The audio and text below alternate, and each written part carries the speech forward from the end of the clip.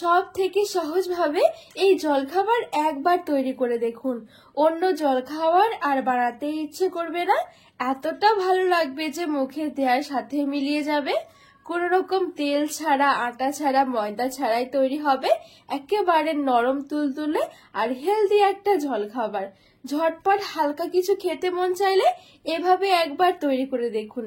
সাথে একটু চাটনি থাকলেই খাওয়া হয়ে যাবে, এতটা মজার লাগবে। নমস্কার বন্ধুরা, নতুন একটা পর্ব দেখার জন্য আপনাদের সকলকে স্বাগত জানাই।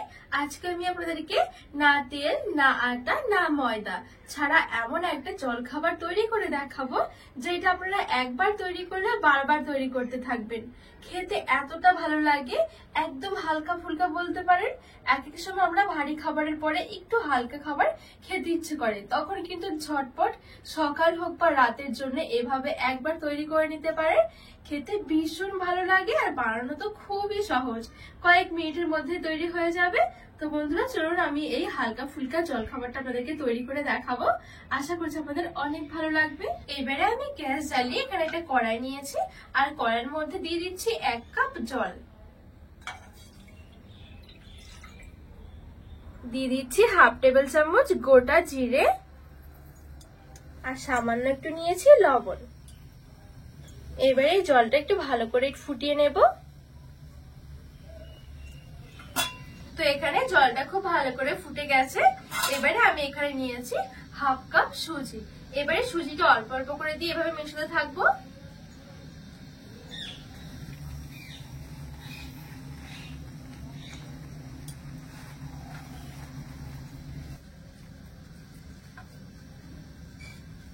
আর এখন কিন্তু অবশ্যই গ্যাসের আঁচটা হালকা রাখতে হবে। তো ভালো করে নেড়ে চেড়ে মিশিয়ে হালকা আছে আমি এখানে একটা ডোয়ের মতন তৈরি করে নেব।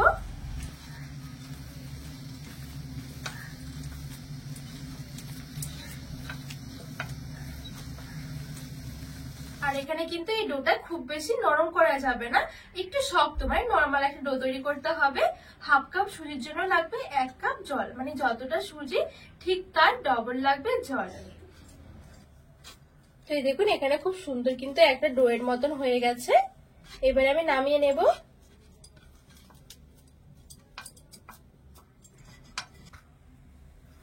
এবারে হালকা করে একটু ঠান্ডা করে নেব। তো এখানে মোটামুটি হালকা করে ঠান্ডা হয়ে গেছে, যাতে করে হালকা কুসুম গরম থাকে। আবার একেবারে খুব বেশি ঠান্ডা হয়ে গেলে কিন্তু মাখতে অসুবিধা হয়ে যাবে। এবারে সামান্য একটু দিয়ে দিচ্ছি বাটার।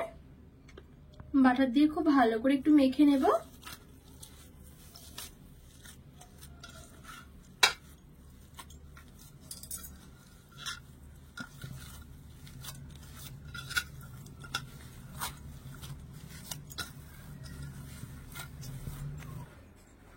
তো এখানে আমি খুব সুন্দর করে মসৃণ ভাবে একটা ডো মেখে নিয়েছি। এইবারে এখান থেকে আমি অল্প একটু নিয়ে নিচ্ছি। দু হাত দিয়ে সবার প্রথমে একটু গোল করে নেব। তো দেখুন আমি খুব সুন্দর করে গোল করে নিয়েছি। এবার একটু চ্যাপটা করে মাঝখান দিয়ে এরকম করে একটু ডিজাইন করে নেব। তো দেখুন আমি ঠিক এভাবে করে ডিজাইনটা করে নিয়েছি। আবারও আরেকটা করে দেখাচ্ছি। সামান্য একটু নিয়ে নিচ্ছি, খুব বেশি বড়ও নয় আবার ছোটও নয়। তো হাতে নিয়ে একটু গোল করে নেব। এবার একটু চ্যাপটা করে মাঝখান দিয়ে ঠিক এভাবে করে দিচ্ছি। তো দেখুন এখানে আমার আরো একটা রেডি হয়ে গেছে। তো বাদ বাকি সব জলখাবারগুলো আমি একভাবে রেডি করে নেব। আর এক এক সময় দেখবেন আমাদের কিন্তু সকালে জলখাবারটা তৈরি করতে একটু লেট হয়ে যায়, সেই সময়ের জন্য কিন্তু পারফেক্ট একটা খুবই সহজ একটা রেসিপি বলতে পারেন। খেতেও কিন্তু ভীষণ ভালো লাগে, একদমই সময় লাগবে না, অল্প সময় কিন্তু হয়ে যাবে।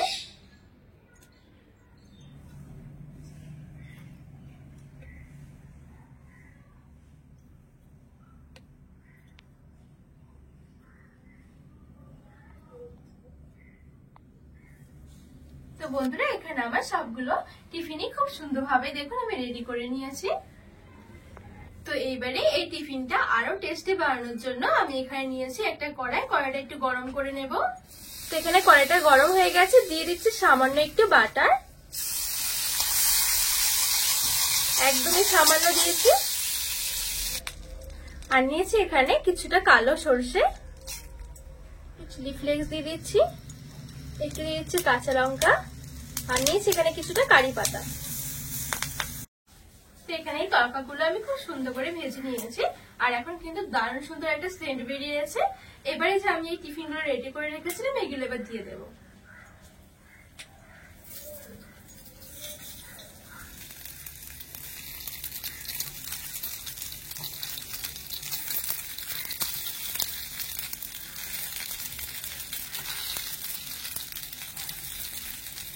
ভালো করে নেড়ে ছেড়ে মিশিয়ে নেব।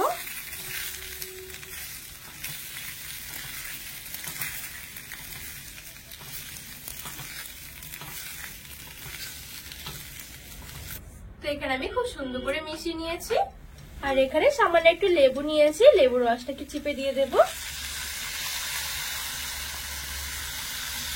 আর হাফ টেবিল চামচ নিয়েছি চিনি। আবারও ভালো করে মিশিয়ে নেব।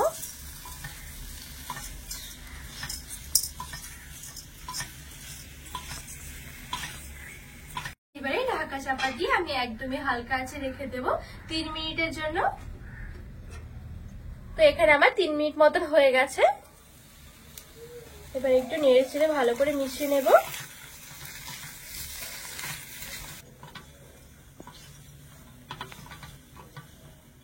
আর এই দেখুন দেখতে কতটা সুন্দর লাগছে, খেতে ভীষণ ভালো লাগে, একেবারে নরম তুলতুলে হয়। তো এখন কিন্তু একেবারে রেডি হয়ে গেছে আমার এই জলখাবারটা, এবার আমি নামিয়ে নেব।